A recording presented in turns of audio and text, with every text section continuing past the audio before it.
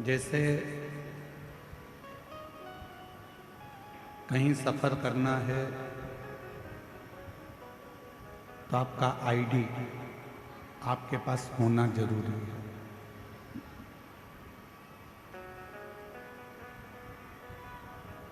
बिना आईडी के आप कहीं सफ़र नहीं कर सकते। फ्लाइट से जा रहे हो, ट्रेन से जा रहे हो, जहाज से जा रहे हो, उसमें आपकी आईडी का होना, आपके पास परिचय पत्र होना, आधार कार्ड होना, पैन कार्ड होना, ये बहुत जरूरी है।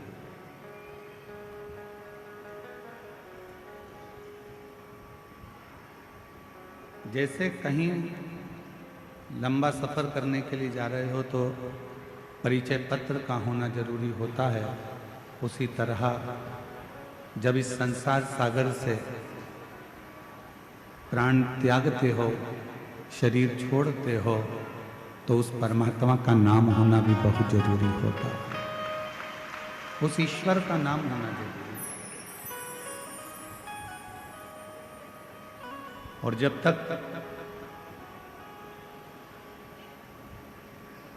इस मृत्यु लोक में रहो, इस संसार सागर में रहो, इस भूमि पर रहो, तब तक उस परमात्मा का नाम स्मरण करते रहो।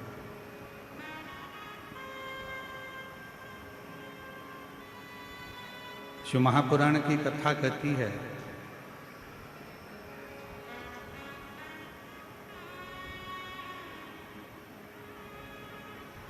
21,600 श्वास प्रतिदिन इस शरीर से निकलती है।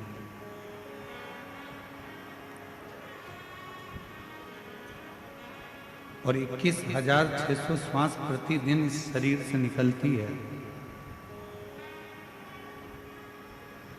ऐसी कोई श्वास आपके शरीर से नहीं निकलना चाहिए जिस श्वास में उस रब को याद ना करो, उस परमात्मा को याद ना करो, उस ईश्वर को याद करो।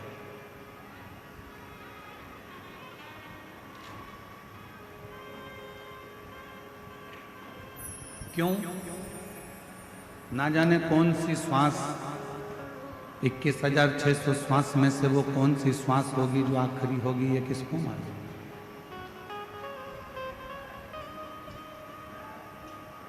इसका अंदाजा किसी को नहीं। इसलिए श्वास श्वास में ओम रटो और वृथा जन्म मत खोए, ना जाने इस श्वास का फिर आवन होए कि ना हो।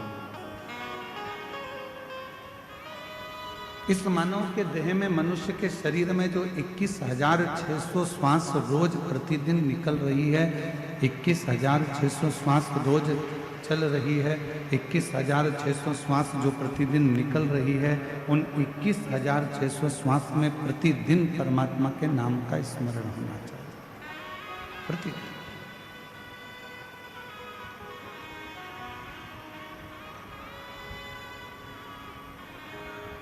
एक बार माँ पार्वती जी, जगत जननी अम्बा जगदम्बा, माँ जगत जननी दुर्गा भवानी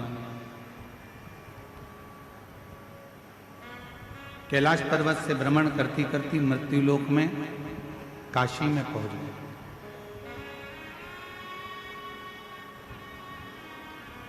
थोड़ा ध्यान देना, आज कथा का चतुर्थ दिवस है। हम जानते हैं कि एलईडियां थोड़ी चल नहीं रही हैं, पर कार्यकर्ता लगे हैं, शीघ्र चालू कर देंगे। आप लोग बैठकर कथा का लाभ लीजिए, ये मौका बार बार नहीं मिलेगा।